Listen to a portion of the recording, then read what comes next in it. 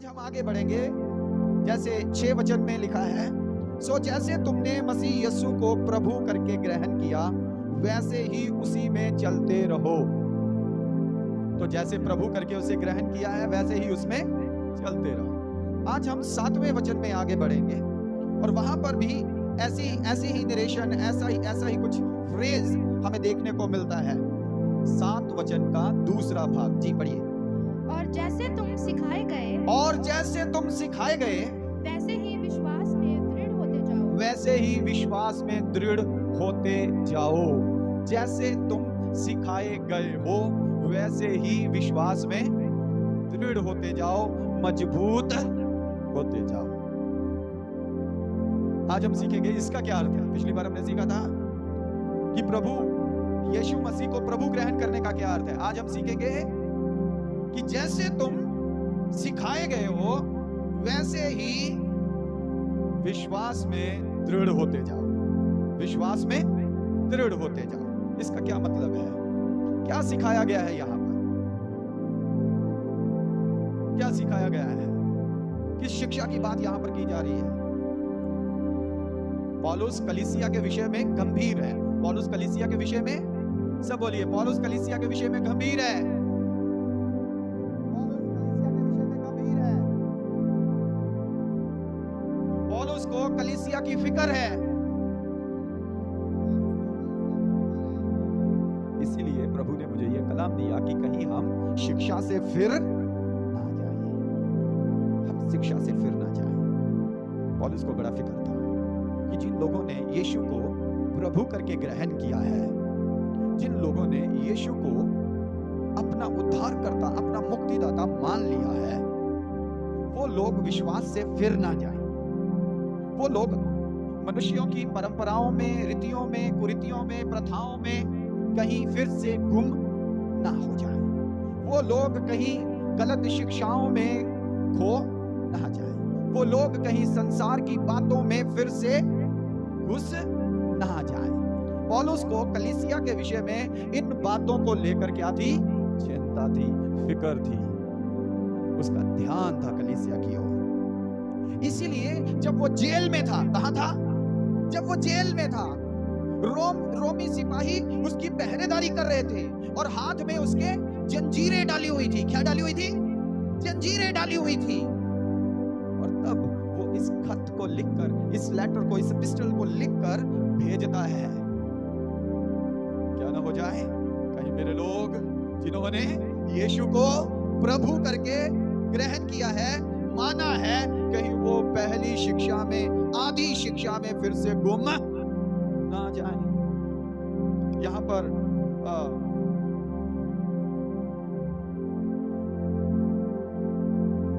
8 वचन में लिखा है, चौकस रहो कि कोई तुम्हें उस तत्व ज्ञान और व्यर्थ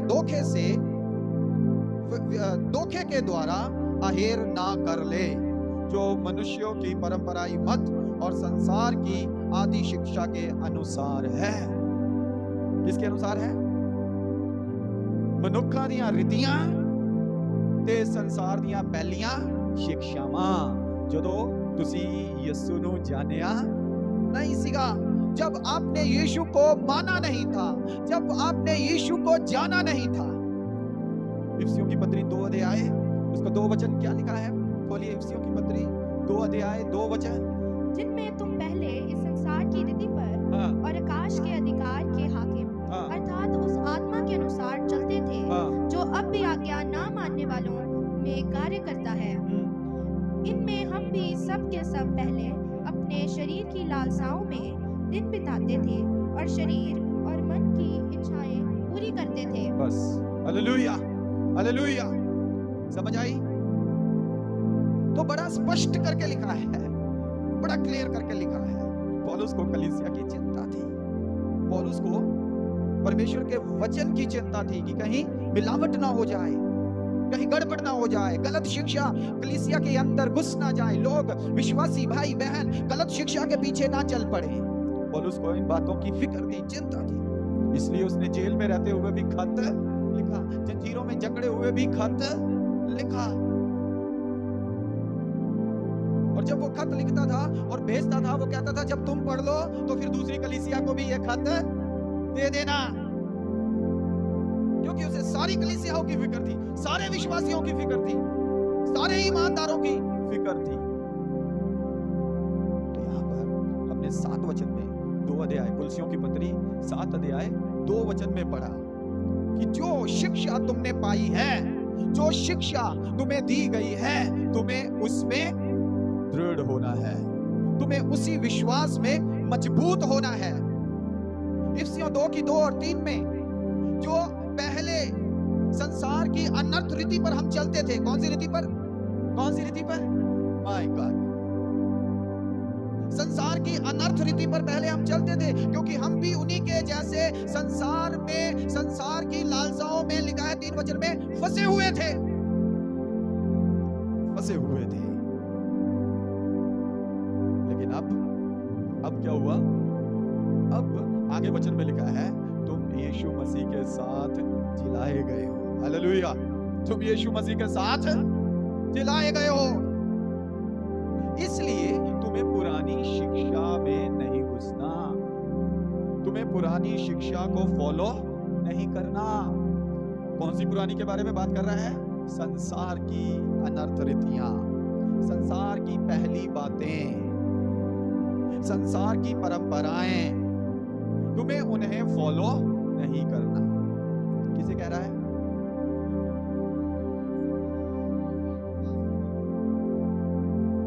किसे कह रहा है?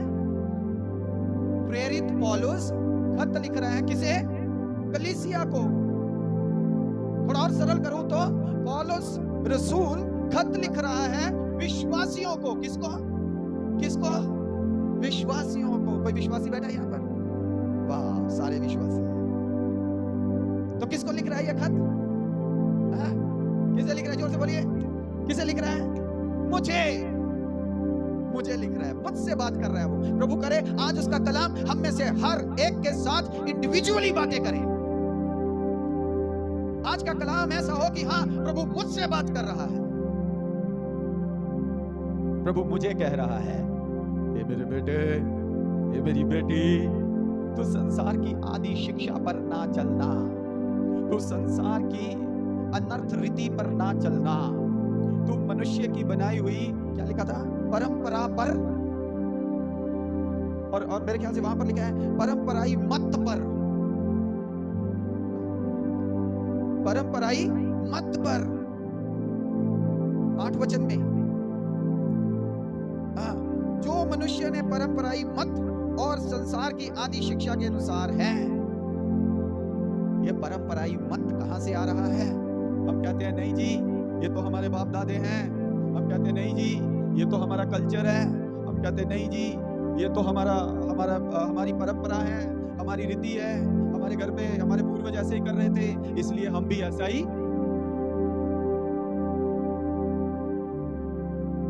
हेलो, हम भी ऐसा कर रहे हैं।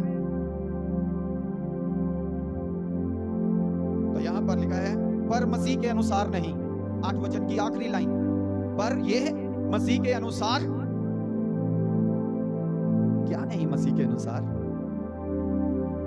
ये संसार की मूल शिक्षा, पहले से चली आ रही शिक्षा,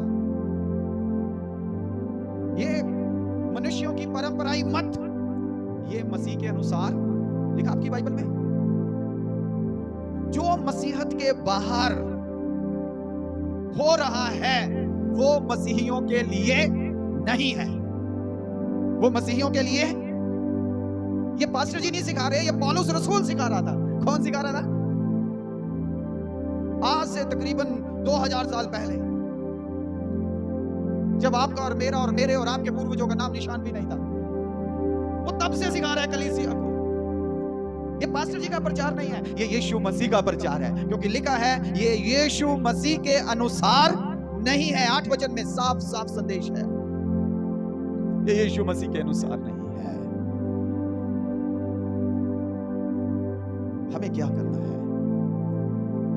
हमें क्या करना है? बहुत सारे फॉल्स टीचर आपको मिलेंगे, जो शिक्षा यहां पर लिविंगस्टोन अपोस्टलिक चर्च में आपको दी जा रही है, वो कहेंगे नहीं नहीं, ऐसे थोड़ी होता है, बहुत सारे फॉल्स टीचर्स, फॉल्स प्रॉफिट्स आपके पास आएंगे, बोलेंगे नहीं नहीं आपके पास्टर जी तो फिर बड़े कंजर्वेटिव हैं, बड़े ऑर्थोडॉक्स हैं, वो बड़े क्या उसको बोलते हैं, रूढ़िवादी हैं, एक और शब्द मुझे आ नहीं रहा, बड़े कट्टर हैं। आपके पास्टर जी तो बड़े कट्टर हैं, ऐसे थोड़ी होता है। तो फिर कैसे होता है? यहां पर लिखा है वह आपको अपने तत्व ज्ञान से, कैसे? अपने तत्व ज्ञान से। ये 8 वचन में पौलुस कह रहा है, परमेश्वर का वचन कह रहा है, यीशु मसीह कह रहा है, आपकी बाइबल कह रही है 8 वचन में, चौकस रहो। क्या लिखा? हाँ, चौकस रहो का मतलब सावधान हो जाओ, बी अवेयर, सावधान, खबरदार। जिन घरों में कुत्ते रखे होते हैं वहां गेट के बाहर लिखा होता है सावधान, कुत्तों से सावधान लिखा होता है। यहाँ पर रोड पर यहाँ पर कोई ऐसा पॉइंट होता है, एक्सीडेंटल पॉइंट होता है, या रोड इधर उधर से आते हैं, वहां पर भी लिखा होता है सावधान, आगे मोड़ है, तीवर मोड़ है, सावधान, आगे खड्डा है, सावधान, गाड़ी की तीव्रता कम कर लें, सावधान। समझ आ रही है आपको? तो यहाँ पर भी खुदा का कलाम किसको कह रहा है? विश्वासियों को कह रहा है, कलीसिया को कह रहा है, मुझे और आपको कह रहा है। क्या कह रहा है? सावधान, खबरदार, चौकस रहो। कोई तुम्हें उस तत्व ज्ञान और व्यर्थ धोखे के द्वारा, आएंगे बड़े बड़े फिलोसोफर, इंग्लिश में जो तत्व ज्ञान है उसके लिए जो शब्द है वो है, जानते हैं हम पंजाबी में भी ये शब्द इस्तेमाल करते हैं। अब हम पंजाबी में भी अपना ये शब्द इस्तेमाल करते हैं। वो कहते चाटो अपनी फिलोसफियां मारता रहता, सुने करी? एक्चुअली ये जो शब्द हम बोलते हैं ना पंजाबी में, ये पंजाबी का शब्द नहीं है, ये इंग्लिश का शब्द है। हाँ देखो, ट्रांसलेशन में भी फिलोसफी लिखा है, तो फिलोसफी की ट्रांसलेशन नहीं की तो हम पंजाबी में यही बोलते हैं, तो इंग्लिश में एक्चुअली इंग्लिश का शब्द है फिलोसफी। तो कुछ लोग आएंगे, वो भी बाइबल पढ़ने वाले हैं, यही बाइबल आपके पास लेके आएंगे, 66 बुक्स ही लेकर आएंगे, और इसी बाइबल में से वो आपके पास्टर जी को झूठा करार दे देंगे। लेकिन यहां पर लिखा है उनके तत्व ज्ञान से, उनकी फिलॉसफी से, जो रीजंस वो देंगे, जो तर्क आपके साथ वो करेंगे, उनसे क्या रहना? क्या रहना? क्या रहना? सावधान। आजकल घर घर पादरी घूम रहे हैं, घर घर लिटरेचर लेकर लोग घूम रहे हैं, तरह तरह के सेवादार घरों में जा रहे हैं। अन्य जातियों की अनर्थ रीतियों पर ना चलना। हाँ, दूसरे लोग करते हैं ऐसा, लेकिन आप उनकी रीतियों पर नहीं चलेंगे। आपको एक अलग शिक्षा दी गई है, आपको एक अलग तालीम दी गई है, आपको अलग से सिखाया गया है। और पौलुस कहता है जैसे तुम सिखाए गए हो वैसे ही विश्वास में क्या होना? क्या होना? दृढ़ होना, विश्वास में मजबूत होना, विश्वास में दृढ़ हो जाना। कोई तुम्हें बहकाने ना पाए, कोई तुम्हें धोखे की बातों से, यहां पर एक और शब्द है, धोखे की बातों से, तुम्हारे विश्वास से तुम्हें गुमराह ना करने पाए। आज से 2000 साल पहले वो कलीसिया की फिक्र कर रहा है, उसे कलीसिया की टेंशन है कि कलीसिया बहक ना जाए। अगर उस वक्त इतना खतरा था तो आज कितना खतरा होगा। आज शिक्षाएं जो मसीह की शिक्षा को काउंटरफीट करती है, मसीह की शिक्षा के विरोध में है, बाइबल की शिक्षाओं के विरोध में कितनी शिक्षाएं, कितनी किताबें, यहां तक कि लोगों ने अपनी अपनी प्रिंटिंग प्रेस लगा के अपनी अपनी बाइबल छपा ली। पहला तीमुथियुस 4 का पहला वचन, परंतु आत्मा स्पष्टता से कहता है, परंतु आत्मा स्पष्टता से कहता है आने वाले समयों में कितने लोग भरमाने वाली आत्माओं और दुष्ट आत्माओं की शिक्षा पर मन लगाकर विश्वास से बहक जाएंगे। कहां से बहकेंगे? किसके विषय में? पौलुस यहां पर भी बात करता है विश्वास के विषय में। कुलसियों 2:7 में तुम उस शिक्षा में बने रहो जो हमने तुम्हें दी है, और विश्वास में दृढ़ हो जाओ। विश्वास में क्या हो जाओ? क्या हो जाओ? मजबूत हो जाओ, स्थिर हो जाओ। तो कलीसिया को खबरदार होने के लिए परमेश्वर का वचन कह रहा है, हमें खबरदार होना है, हमें सावधान होना है। इन सब के ऊपर या इन सब को काउंटरफीट करने के लिए पौलुस रसूल क्या कहता है? वो कुलसियों की पत्री 2 अध्याय उसके 9 वचन में इस प्रकार से कहता है, परमेश्वर की सारी परिपूर्णता यीशु मसीह में वास करती है। परमेश्वर की सारी परिपूर्णता किस में वास करती है? यीशु मसीह में वास करती है। 2 अध्याय 9 वचन। और फिर 10 वचन में वो इस प्रकार से कहता है, और तुम उसी में भरपूर हो गए हो जो सारी प्रधानता और अधिकार का शिरोमणि है। किसमें? यीशु मसीह में। यीशु मसीह में तुम भरपूर किए गए हो। यीशु मसीह में तुम्हें शिक्षा दी जा रही है। अब यीशु मसीह की शिक्षा के बिना और कोई शिक्षा हमें भरमाने या लुभाने ना पाए। इसके लिए हमें खबरदार होना है। क्या शिक्षा है? पौलुस ने क्या शिक्षा दी? ये शिक्षा है कि यीशु मसीह सब में शिरोमणि है। यीशु मसीह में ईश्वरता की सारी भरपूरी वास करती है। वहां पर ये पंगा पड़ा हुआ था। वहां पर यही एक समस्या खड़ी हो रही थी। क्या समस्या खड़ी हो रही थी? वो यीशु मसीह को अपना प्रभु ग्रहण कर चुके थे। वो लोग यीशु मसीह को अपना प्रभु ग्रहण कर चुके थे, लेकिन यीशु मसीह को प्रभु ग्रहण करने के बाद अब क्या करना था? यीशु मसीह में चलना था। यीशु मसीह में चलना था। लेकिन वहां पर प्रॉब्लम थी। क्या प्रॉब्लम थी? कुछ ऐसे लोग, झूठे नबी, झूठे भविष्यवक्ता, झूठे क्या बोलते हैं उसको, सिखाने वाले, शिक्षक, उपदेशक, पास्टर, एवेंजलिस्ट, टीचर, वहां पर आकर क्या कह रहे थे? वे दूसरी संसारिक शिक्षाओं को भी बीच में, वे जो परंपराएं पूर्वजों ने बनाई थी उसको भी मिक्स कर रहे थे। वे व्यवस्था को भी बीच में लेकर आ रहे थे। वे खतने को भी बीच में लेकर आ रहे थे। वो पर्व को भी बीच में लेकर आ रहे थे। वो कहते हैं आपको पर्व भी मनाना है। वो कहते हैं आपको शरीर का खतना भी कराना है, सुन्नत भी करानी है। वो कहते जो प्रथाएं, जो रीतियां हमारे पूर्वजों ने बनाई हैं, आपको उसे भी मानना है। हेलो,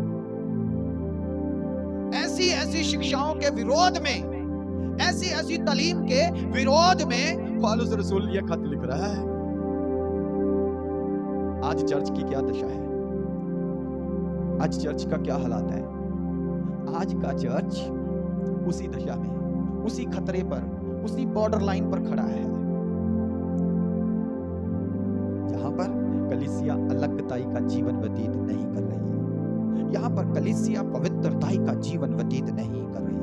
कलाम तो कहता है उसने तुम्हें पवित्र होने के लिए बुलाया है। कलाम तो कहता है मैंने अपने दास को अलग किया है। कलाम तो कहता है तुम मेरे चुने हुए हो। कलाम तो कहता है उसने उनको उनमें से अलग कर लिया। हालेलुया।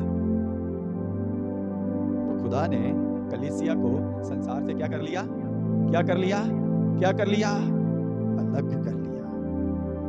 अब कलीसिया की क्या जिम्मेदारी है? उस शिक्षा को छोड़ दें जो मसीह के अनुसार, उन बातों को छोड़ दें जो मसीह के अनुसार, उन परंपराओं को छोड़ दें जो मसीह के अनुसार, उन रीतियों को छोड़ दें जो मसीह के अनुसार। करना चाहिए या नहीं? छोड़ना चाहिए या नहीं छोड़ना? हाँ, उन चीजों को छोड़ना चाहिए या नहीं छोड़ना चाहिए? कितने कहते हैं छोड़ना चाहिए? हालेलुया। क्या करना चाहिए? क्या करना चाहिए भाई राजकुमार? Good morning. क्या करना चाहिए? छोड़ना चाहिए। कौन कह रहा है? पौलुस रसूल। और ये पवित्र शास्त्र, ये बाइबल, मेरी बाइबल, आपकी बाइबल, खुदा का रूह। हालेलुया। ये कहता है छोड़ दो। क्या कहता है? छोड़ दो। क्यों छोड़ दो? क्योंकि पहले तुम, इफिसियों 2 की 2 और 3, पहले तुम संसार की पहली अनर्थ रीतियों पर चलते थे। है नहीं? क्या नहीं है, नहीं थे।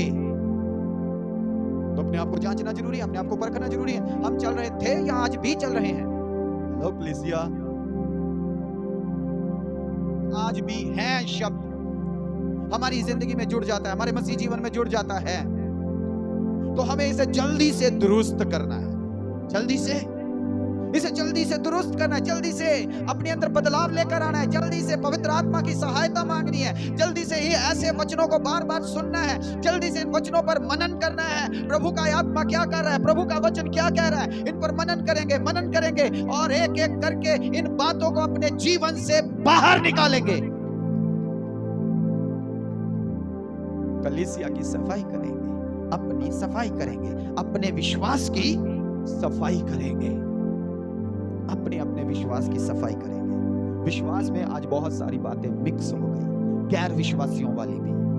हमें सफाई की जरूरत है। किसी ने आपके लिए लहू नहीं बहाया, किसी ने आपके लिए जान नहीं दी, किसी ने आपके लिए क्रूस नहीं उठाई, किसी ने आपके लिए कोड़ों की मार नहीं खाई।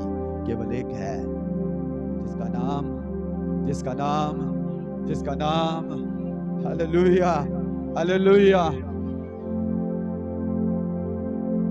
एक है। और कलाम यहां पर कहता है, जब कुलसियों 2 की 20 वचन, जबकि तुम मसीह के साथ संसार की आदि शिक्षा की ओर से मर गए हो। हाँ, बस तुम क्या हो गए हो? मसीह के साथ संसार की शिक्षाओं के लिए क्या हो चुके हो? पहली शिक्षा के लिए। आदि मतलब पहली शिक्षा, संसार मसीह को जानने से पहले की शिक्षा, जिसमें हमारे बाप दादे चलते थे, जिसमें हमारे पूर्वज चलते थे, जिसमें हमारे माँ बाप चलते थे, जिसमें हमारे पड़ोसी अभी भी चलते हैं, जिसमें अभी भी लोग चल रहे हैं, अन्य जातियां चल रही हैं, उसके विषय में यहां पर लिखा है। पढ़िए फिर से। जबकि तुम मसीह के साथ संसार की आदि शिक्षा की ओर से मर गए हो। ओके, तो यहां पर जबकि लिखा है, लेकिन इंग्लिश में वहां लिखा है इफ यदि। तो आप इस रीति से पढ़िए, यदि करके पढ़िए। यदि तुम मसीह के साथ संसार की आदि शिक्षा की ओर से मर गए, यदि तुम मसीह में संसार की पहली शिक्षा के लिए क्या हो गए? मर गए हो।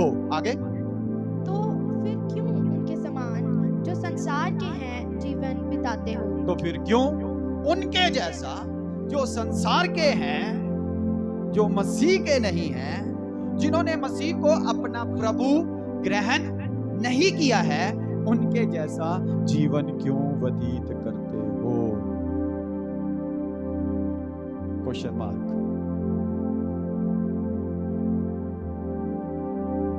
तो इसका जवाब क्या आएगा? क्यों जीवन व्यतीत करते हैं? क्योंकि हम संसार को प्रसन्न करना चाहते हैं। क्या करना चाहते हैं? संसार को प्रसन्न करना चाहते हैं और अपने शरीर की लालसाओं को, अपने शरीर की ख्वाहिशों को पूरा करना चाहते हैं। क्या करना चाहते हैं? किसे पूरा करना चाहते हैं? हाँ, हम अपने शरीर की इच्छाओं को मसीह में आने से पहले, मसीह को अपना प्रभु जानने से पहले, मसीह को अपना मालिक जानने से पहले, मसीह के लिए अपनी पहचान को खत्म करने से पहले जो जीवन हम व्यतीत कर रहे थे, अब हम वह जीवन व्यतीत नहीं करेंगे, क्योंकि हम क्या हो चुके हैं? 3 की 3, कुलसियां 3 की 3, हम क्या हो चुके हैं? मर चुके हैं। अब तुम मर चुके हो, लिखा है, पढ़ना 3 की 3। कि तुम तो मर गए। बस, क्योंकि तुम तो मर गए हो। क्या हो गया? मर गए हो। एक बड़ी अच्छी एग्जांपल पिछले दिनों में मुझे मिली। वो था कि एक व्यक्ति जब पानी में जाता है तो उसे तैरना नहीं आता, तो वो क्या करता है? डूब जाता है। वो पानी में, अगर उसे तैरना नहीं आता, स्विमिंग नहीं आती, तो एक व्यक्ति पानी में जाएगा, नदी में जाएगा, समुद्र में जाएगा, तो क्या कर जाएगा? जोर से बोलिए, सब बोलिए। जिसे तैरना नहीं आता वो पानी में, नदी में, समंदर में जाएगा तो डूब जाएगा। डूबने के बाद फिर पानी में तैरने लगेगा। तो बड़ी भेद की बात है, जब तक एक व्यक्ति अपने आप को मसीह में मारेगा नहीं, तब तक वह मसीह में तैरेगा। फिर से बोलो, जब तक एक व्यक्ति मसीह में मर नहीं जाएगा, मसीह में अपने आप को मार नहीं देगा, मसीह में उन अनर्थ रीतियों को छोड़ नहीं देगा, मसीह में उन मनुष्याई मतों को, उन परंपराओं को छोड़ नहीं देगा, मसीह में उस पहली शिक्षा को संसार में जो बनाई है उसे छोड़ नहीं देगा, तब तक तैरेगा। अगर छोड़ देगा तो क्या करने लगेगा? Hallelujah, hallelujah. संसार के लिए मर जाएगा तो फिर मसीह के लिए तैरने लगेगा, मसीह के लिए जीना शुरू कर देगा। इसलिए जो शिक्षा तुमने पाई है वैसे ही, उसी ही शिक्षा में, उसी ही विश्वास में दृढ़ होते जाओ। कितनों को समझ आ रही है? क्या करना है आज? क्या करना है? क्या करना है? विश्वास में, विश्वास में, जोर से बोलिए, विश्वास में। चर्च छोड़ के नहीं चले जाना कि यहां पर ऐसा सिखाया जाता है। उन बातों को छोड़कर चर्च के अंदर भाग भाग कर, ताकि हम ऐसी शिक्षा में और मजबूत और दृढ़ हो जाएं। कैसे मरते हैं हम, कैसे मर जाते हैं, कैसे मारते हैं हम अपने आप को? 12 वचन में लिखा है, कुलसियों 2:12। और उसी के साथ बपतिस्मा में गाड़े गए, उसी के साथ बपतिस्मे में हम गाड़े गए, और उसी में परमेश्वर की सामर्थ्य पर विश्वास, और उसी के द्वारा परमेश्वर की सामर्थ पर विश्वास करने से जिस मसीह को मरे हुओं में से जिलाया, उसके साथ जी भी उठे, उसके साथ जी भी उठे हैं। अब यीशु के साथ जीना है तो पहले क्या करना पड़ेगा? जोर से बोलिए, क्या करना पड़ेगा? यीशु के साथ जीना है तो पहले मरना पड़ेगा। यही तो लिखा है। बपतिस्मे के द्वारा तुमने अपने आप को मसीह के साथ क्या कर दिया? गाड़ दिया। क्या कर दिया? दफन कर दिया, अपने आप को मार दिया, खत्म कर दिया, मिट्टी कर दिया। और फिर जैसे पिता ने, परमेश्वर पिता ने यीशु मसीह को मुर्दों में से जिंदा किया, वैसे तुम्हें भी क्या कर दिया? यीशु मसीह में जिंदा कर दिया है। हालेलुया। बपतिस्मे के द्वारा। किसके द्वारा? जोर से बोलिए, बपतिस्मे के द्वारा। मैं मसीह में मर चुका हूं, संसार के लिए, संसार की रीतियों के लिए, मनुष्य परंपराओं के लिए मैं मर चुका हूं, और अब मैं परमेश्वर पर विश्वास लाने से मसीह यीशु के साथ जिंदा किया गया। हालेलुया। समझ आई? अब हर कोई नहीं कह सकता कि मैं जिंदा हूं। हर कोई नहीं कह सकता मैं, क्योंकि उसके लिए आपको जांचना पड़ेगा, परखना पड़ेगा। हाँ, आप विश्वासी हैं, हाँ आप एक चर्च के मेंबर हैं, हाँ आप एक कलीसिया का हिस्सा हैं, लेकिन क्या आप जिंदा हैं? अगर जिंदा हैं तो आप संसार की अनर्थ रीतियों को छोड़ देंगे। अगर आप जिंदा हैं तो मनुष्य की बनाई हुई परंपराओं को छोड़ देंगे। अगर आप जिंदा हैं तो आप संसार की सब लालसाओं को, लोभ को, सबको छोड़ देंगे और मसीह के साथ जिंदा रहेंगे। हालेलुया। इसी बात को लेकर पौलुस चिंतित था। क्या शिक्षा है? उसने कहा तुम क्या करो, जो शिक्षा तुम्हें दी गई है उसमें, वो विश्वास में। अब क्या शिक्षा है? शिक्षा ये है कि हम यीशु मसीह में संसार के लिए मर चुके हैं। क्या हो चुके हैं? जो जिंदा है वो मत बोलिए, जो मर चुके हैं जोर से बोलिए। क्या हो चुके हैं? अभिलाषाएं, लालच, लोभ, परंपराएं, रीतियां, रिवाज, प्रथाएं, ये सब हमको कंट्रोल कंट्रोल कंट्रोल कंट्रोल, क्योंकि इसके बाहर जो कुछ भी है 8 वचन की आखिरी लाइन में लिखा है, ये मसीह की रीति पर नहीं है।